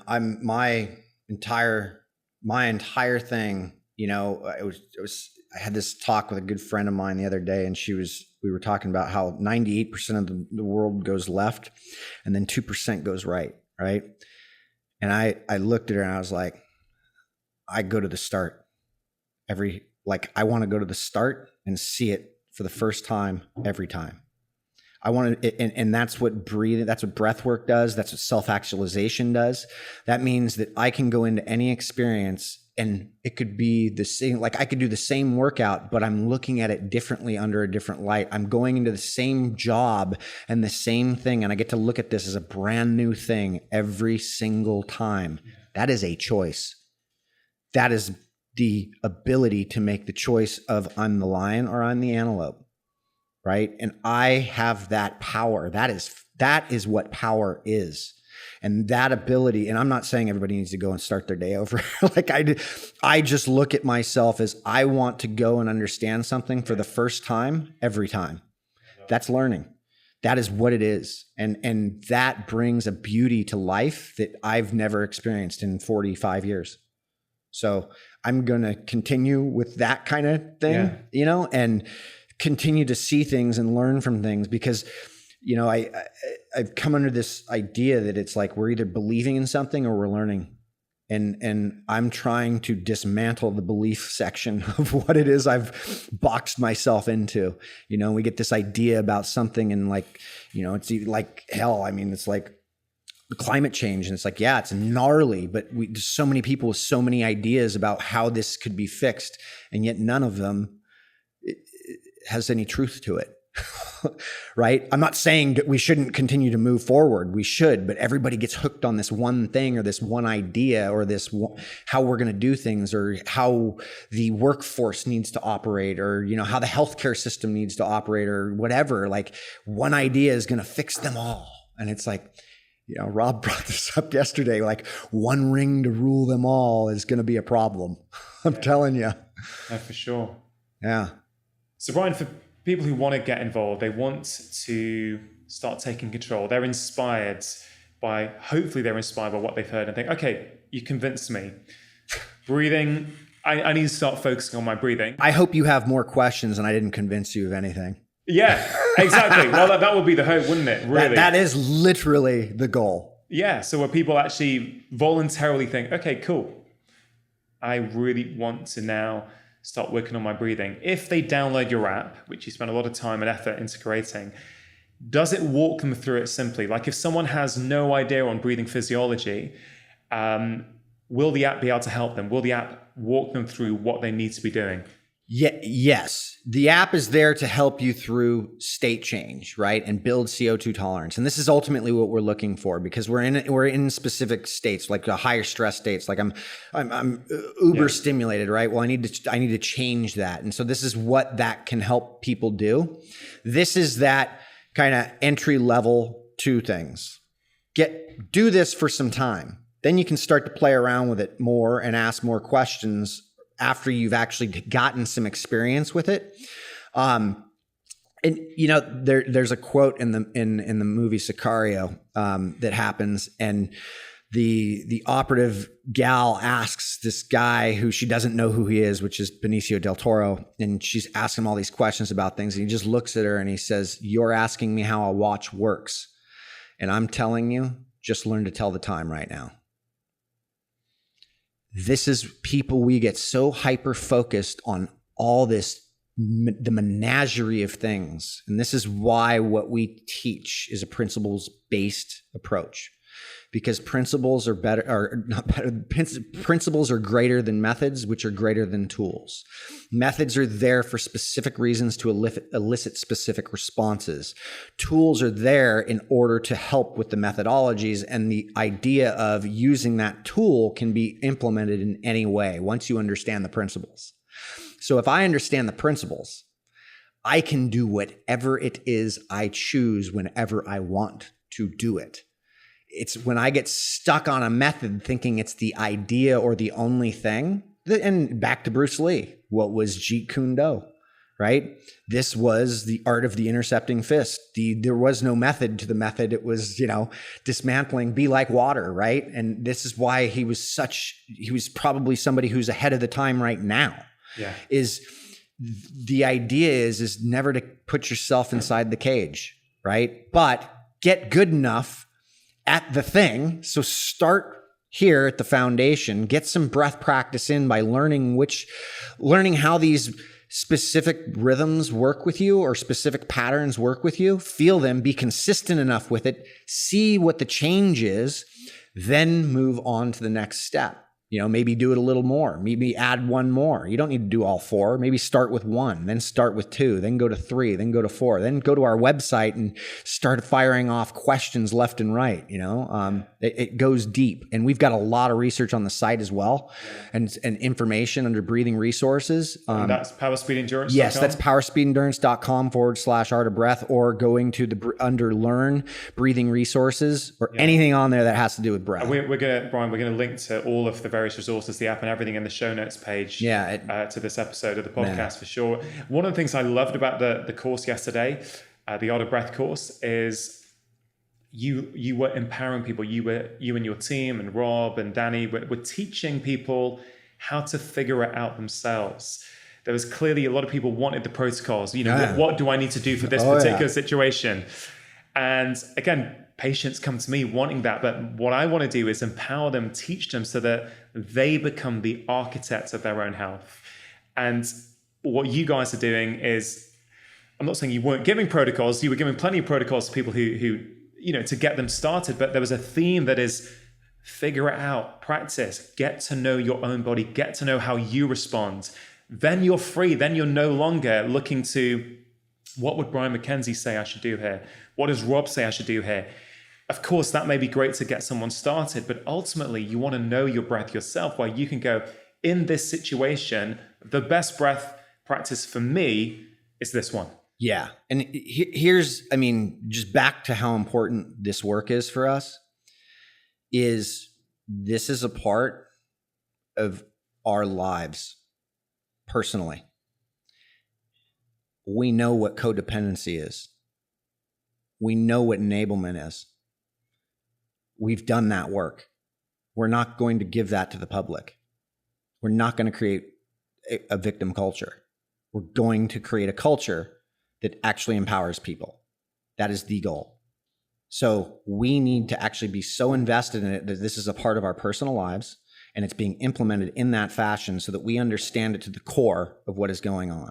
So that when we actually present information and we take pride enough in that information that we're actually studying people who actually stand up for a living and try and make people laugh or present in front of people, like that is as much a part of the work as everything else, so that we actually are taking the psychological thinking behind this stuff and not falling suit into, I've got this really cool thing that if you swipe your credit card right now, will give you access to 30 days of the most advanced training ideas around breath work.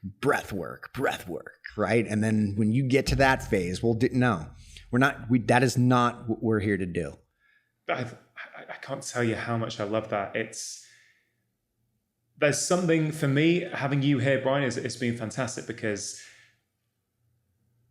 the videos I watch of you, the posts you've done on Instagram, there's something that I deeply, deeply connected with. I felt this is a guy who has done the work, has someone who is trying to empower. He's not trying to lecture and actually shove it down people's throats. It's the manner in which you do it that I think I've really appreciated the most. And hearing you say that, you are conscious of how you guys are teaching, the way you're putting this into the world. You don't want to add to the victim culture that is out there. I think that is one of the most beautiful things I've heard. It's fantastic to hear you put it like that. Well, thank you. Look, I appreciate.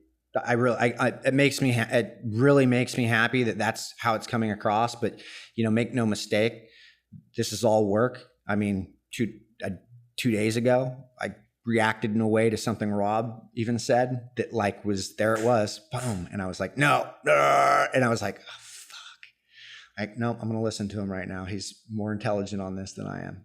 And it's right there. It's there if you let it, but it's also not there if you don't let it, and I don't want to exist in a world where that is like how everybody's running around.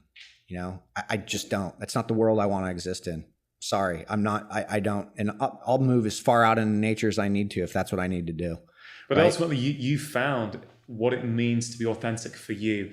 Yeah. You found your value system, and you are operating under the values that you have defined. Make no mistake, and I found it through breath work. Yeah, I found it through breath work, and based on my understanding of history, which, let's be very clear, history is one of the most important things we have. It is very important, and it's very important to understand it, and that this has had profound effects. This profound of an effect, if this is coming across profound, for more than 5,000 years. We just weren't listening in the capacity that I think people are finally starting, or we're creating a language that people can really start to listen. And hopefully, those that are in the professional communities, such as yourself, are, and you are, but you talk about psychiatry, right? Like, this is such a closed off society to a large degree to things that are so impactful like this. And we've got an anxiety epidemic. Do we? Maybe this is just the absolute natural response to something that we're not actually learning to deal with from a physiological level. And, why can't that be a conversation? Why can't we start looking at that? And Rob brought up a beautiful point yesterday about, this was a conversation last night about, hey, we're starting to look at therapy and stuff almost like periodized strength and conditioning programs. This is what we've been doing for 20 years. Yeah, small doses. Let's build upon the physiology that's been dealing with this. Psychometabolic reactivity. Boom. It doesn't mean you need to go back squat. It means hey, whatever you want to do and choose to do, we can implement breath control, something that's been implemented in yoga. We breathe into a position, we breathe out of a position. We follow the breath. Right? As you said at the start, how you breathe is how you move. But doom. That's it. Yeah. Well, Bryan, I think that's a pretty good place to wrap this thing up. I have really, really enjoyed this conversation. It got pretty deep there, but hey, that's why I like these long conversations. That's what I do. Hey, no, it's good, man. It's good. It's a lot of fun. 2 final quick questions. First one is, what does Bryan MacKenzie do in terms of breathwork on any given day? How much time do you spend on this? Anywhere from a minute or two, in the morning, to what I might consider my entire day. Now, I don't just sit in lotus and breathe. Granted, that may start my day a lot of the days. This morning I was doing alternating nostril where I just literally jumped into it as Rob and I were sitting in the front room watching grappling. We were watching the ADCC, and I literally just started to, and I was like, oh yeah, I need to get my breath practice going this morning. And I just started moving some air. and just started feeling where I was at and like how much I might be able to handle today. But it's something you will do on pretty much every day. Oh, it's every day. Every day. Every day in some capacity, I'm doing that. Now, I may not just do that in a seated way, but I will do something like sun salutations, like a small movement practice in the morning. Then I'll move into an actual training, whether I'm getting on a bike or whether I'm going into the gym or whether I'm going to jiu-jitsu. And even at jiu-jitsu, I am breath control. I'm letting my breath dictate what it is I'm doing. I'm not in a place quite yet with my jiu-jitsu where I allow myself to step out of that, right? There will be a point. I'm just still in big learning phase. But that's empowering, even 1 or 2 minutes in the morning for people to start the day. I think people listening to this, that is achievable. If someone is thinking, when am I going to find time? Just start there, right? Yeah. It's discipline, unfortunately. It's discipline and consistency in the beginning. And then it should be freedom. Yeah. Like, I know I want to do this, right? Then just don't, let's not do this. Like after some time, like give it a few months doing something, understand that thing, right? Then venture out into something new and do that and learn from that and then come around, There's so many different methods and things out there on breathing and ideas. And that's essentially what the State app does, right? And so that app actually has all different breathing patterns in it so that people actually feel the difference between these things. Final question, Bryan. Yeah. This podcast is called Feel Better, Live More. It's fairly obvious why. I genuinely have seen time and time again when people feel better in themselves, they get more out of their life. Mm-hmm.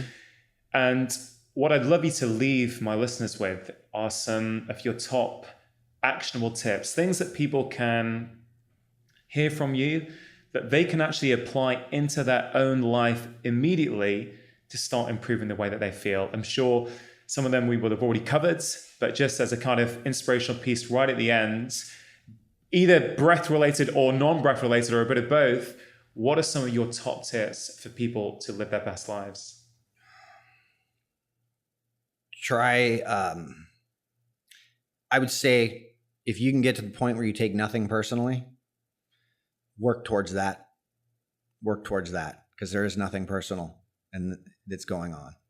This is all just an exacerbation of other people's internal workings. We judge, we judge ourselves by what's going on internally. But we judge everybody else by their actions and intentions.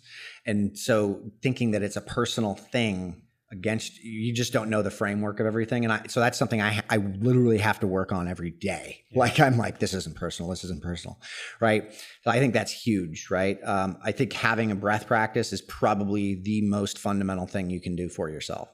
I don't think there's anything more fundamental. I think nutrition follows that to some degree. I say, don't get hung up in nutrition. I'm not saying that's the third. I'm just saying, like, people are like, well, what you eat should be very important. No, oxygen's more important. Yeah. It literally is. You can go some time without eating. Okay. Like you can go 30 days or roughly without eating. How long can you go without breathing? Okay. Pay attention to that thing. Then I think make some choices about things in a movement practice that stimulate you in a positive way. I don't care if that's hiking. I don't care if that's jiu-jitsu. I don't care if that's CrossFit. I don't care if that's running. Now, don't let that own you. Just let that be something that is fun to do and a part of your life and teaches you something about the rest of your life. What is that experience? So the last thing I think would just be the experience. Like just be the experiences you're having. Like if you're experiencing something profound, apply that to the most minute thing in your life. Maybe that's coming home from work and having screaming kids and a wife who's just, or a father or a husband that's off his rocker from dealing with kids, and it's a chaotic environment.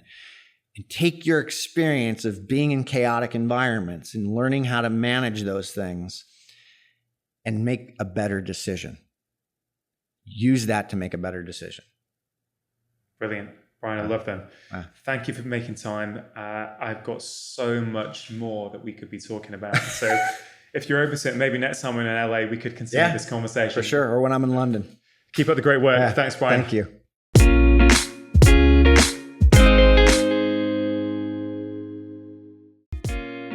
Press subscribe to get more inspiration and ideas on how to feel better so you can get more out of life. And if you have a moment, why not check out this conversation that I've picked out as a perfect follow-up.